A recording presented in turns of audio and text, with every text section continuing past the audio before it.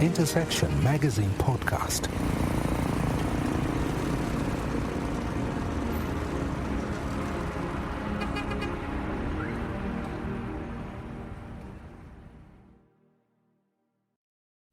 Welcome to Intersection Magazine Podcast.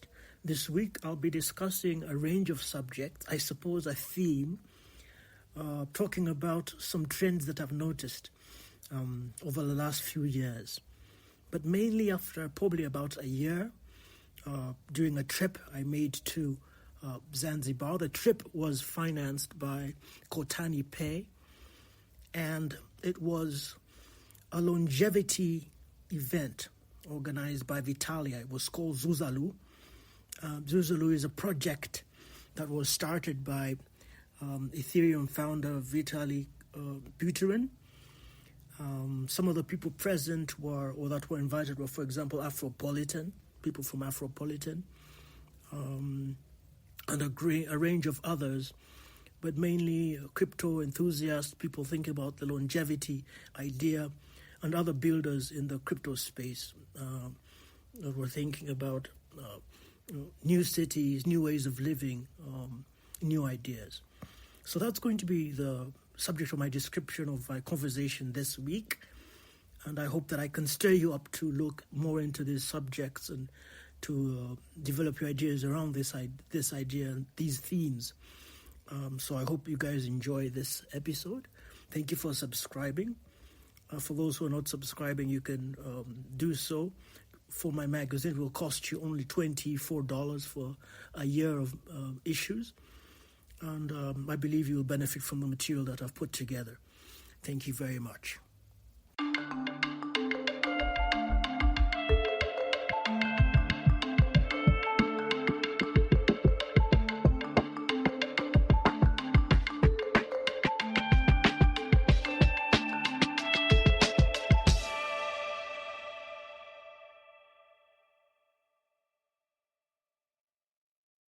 Now, the event that I was asked to attend, or that I participated in, took place probably over a year and a half ago.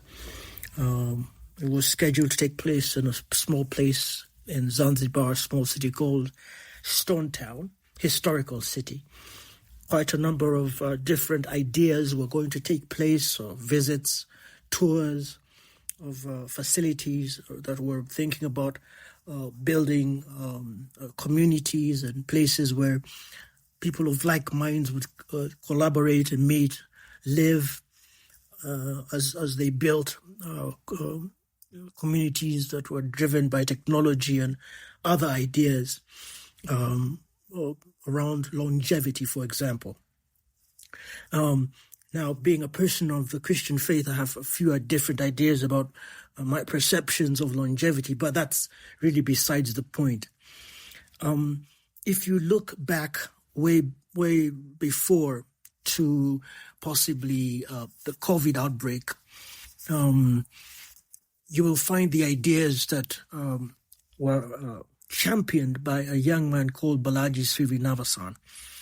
Balaji is part of a community and part of the Silicon Valley community, and has been a part of that for quite a while. He has a part in leadership of Coinbase, but also wrote a book about, I suppose it's called The Network State. So I'll give you a summary of what the book is about. But some of his ideas back during the COVID outbreak are central in the thoughts that he produced regarding changes that were going to take place in government, in business, in economies, especially after the COVID outbreak. But his ideas about the network state are interesting because he talks about a restructuring, a disruption, possibly, that was going to take place across different layers of what we view or what we see as government. Now, if you look back to possibly a little bit earlier than this. If you are able to take note of some of the frustrations that have taken place previously in governments, in leaderships of different places, in democracies, whether that's in different forms of government, you will notice that there's been a sense of dissatisfaction, at least amongst few citizens. And whether you talk about a rise in nationalism, there's also been a corresponding rise in a belief, or rather a belief in non-nationalistic states, or people starting to think about moving on to places that are more favorable in terms of economy, in terms of geography, in terms of business practice. So what I'm talking about is, for example, a rise in digital nomadism. And actually, when I was thinking back to my trip to Zanzibar and Tanzania, that was one of the things that I found so attractive when I looked up Zanzibar, was the idea of a place where I could, for a few months, get away and get access to a decent environment with fast Wi-Fi, great accommodation, and possibly a community of other people that were similarly engaged in activities that I was interested in. Now you will find that these communities are becoming very popular, and there are other people that are championing these kinds of communities. You're hearing about people saying, what if you could get away with 10 people, for example, from 10 top CEOs, if you could get a break for 3 weeks and meet 10 of your top CEOs for a period of 3 weeks in an amazing location to just talk about business and just network with them, incubate ideas with them, gather around specific subjects, maybe have hackathons with them. So that's an idea that's also been quite attractive in the last few years, where people are beginning to think a lot in terms of communities, in terms of tribes. A tribe is really a place of people who speak the same language, whether that's the language of music, language of technology, language of cryptocurrency, language of artificial intelligence, language of data mining, data analysis, people who have the same interests. Now, if you look at the work of Vitalia, for example, with Nicholas Anzinger, Nicholas talks about the difference between vertical and horizontal networking societies. And for his work, he talks about how he's been more interested in horizontal networking societies. And the difference between a vertical networking society is that you build a full stack of jurisdictions, which includes land, laws, and real estate. So people come into your society where you have land, a society where you have built in a particular set of laws that enable things to function, and of course, as well as you've built in a place where they can live. Now, for those who are subscribed to horizontal networking societies, he thinks of this mainly as just a city. Not the full stack, but just a part of it. And that is what you will see when you look into the work of Vitalia. And I encourage you to read or to listen to his podcast. Just look up Nicholas Anzinger and his work that he's done around Vitalia. So let's go back to talking about the network state. He says in his book, The Network State, that it's a digitally enabled community of people who share a common set of values and goals, and who use technology to organize and govern themselves.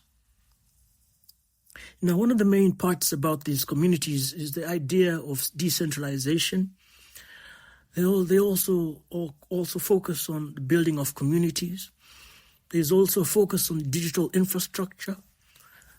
There's also a focus on membership and identity. There's also a drive towards or an exit from traditional states. There's also a look into a future of governance.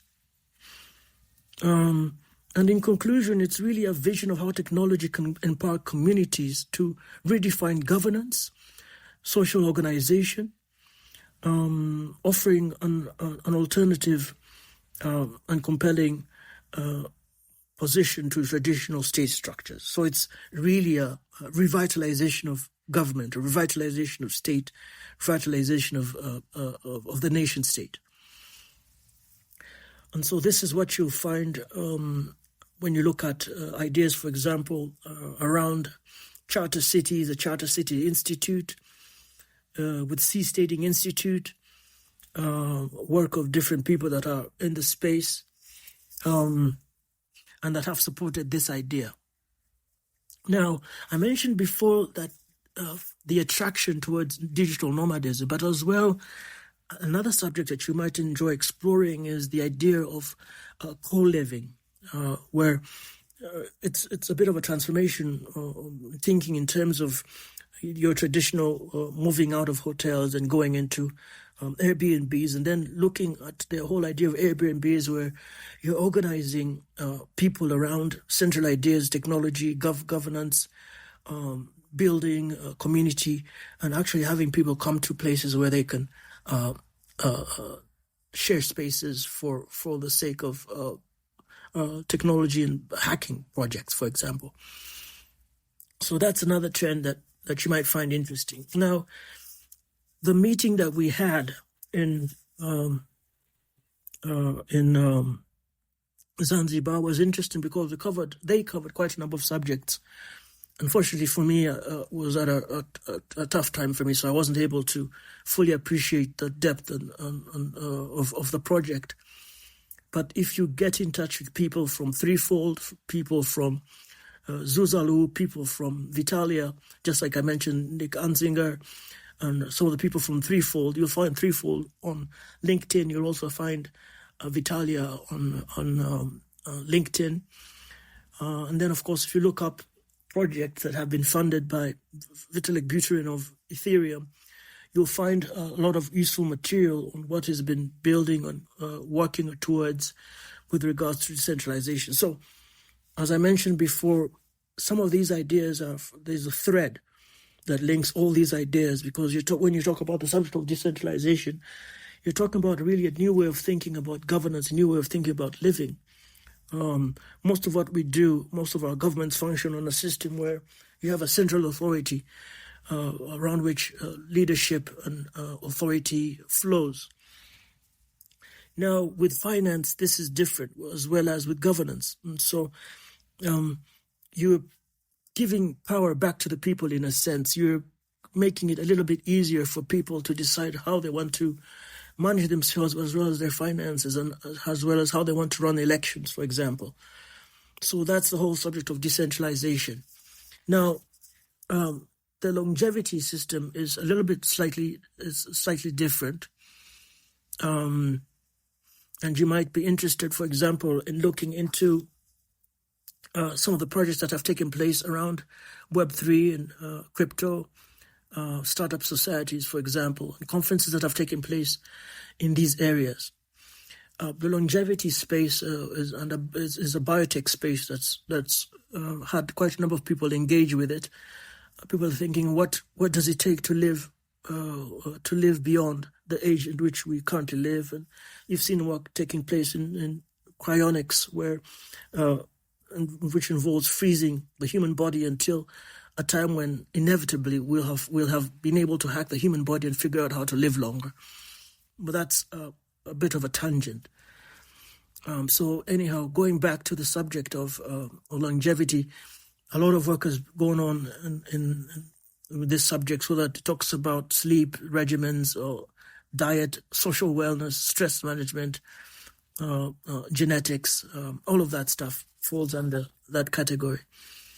So there's been a bit of a clash between the Food and Drug Administration and conversations that have been taking place between Big Pharma and what researchers around these ideas have been thinking about. And so they argue that biggest cause of death is aging, and not necessarily some of the traditional things that we think about. And so it's quite a movement out there that's really progressive, and that you might enjoy reading about and getting your fangs into. Now, the other thing that's really attractive is when they talk about cryptocurrencies is also the whole subject of blockchain technologies, as well as decentralized autonomous organizations.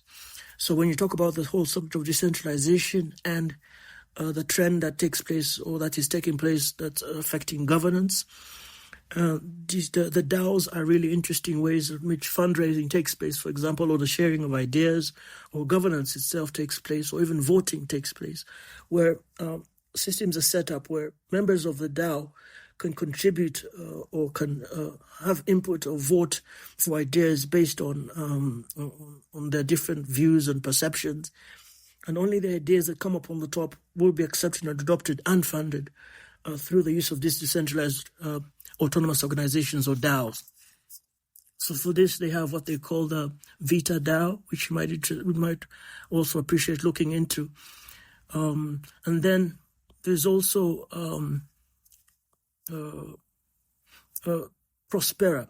It's called the concept of Prospera. It's a streamlined legal code and liberal governance movement that's aimed at creating economic prosperity through entrepreneurship and rapid development through low business taxes. This will, it's hoped, empower residents, citizens, and businesses, and allow governments that are under Prospera to cover their own operating costs. This is unlike the system that exists with standard governments, which usually feed off of citizens to finance themselves and how they govern.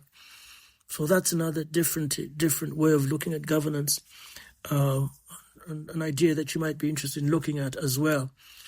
There are several different geographies that have adopted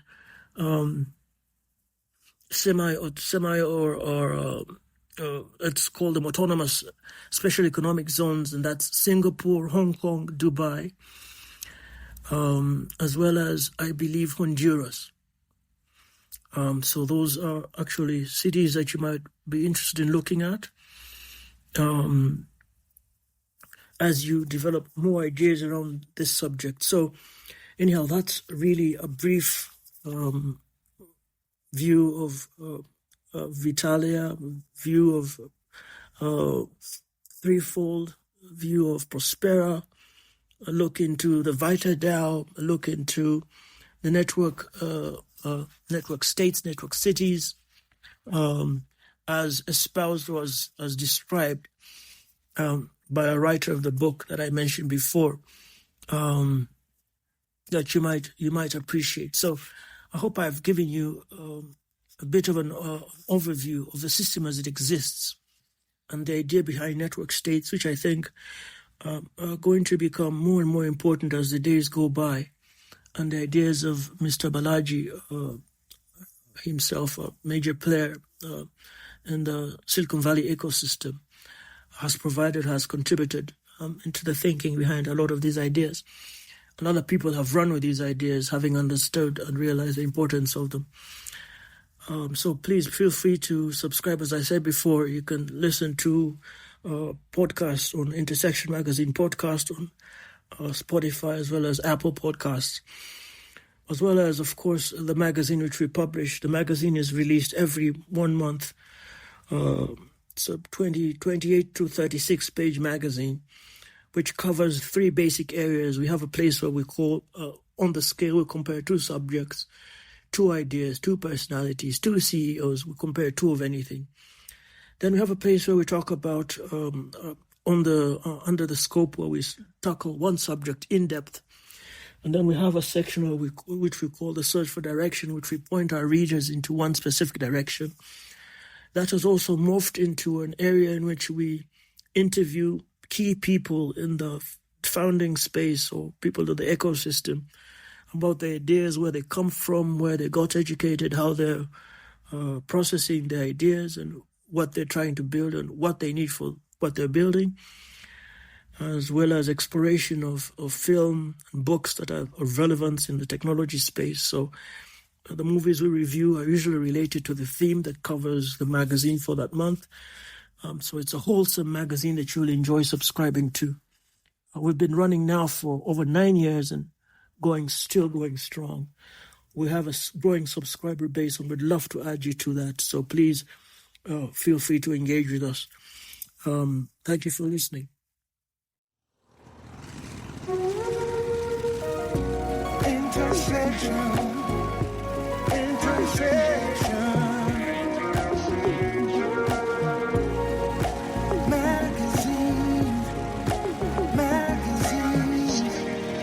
Intersection Magazine Podcast.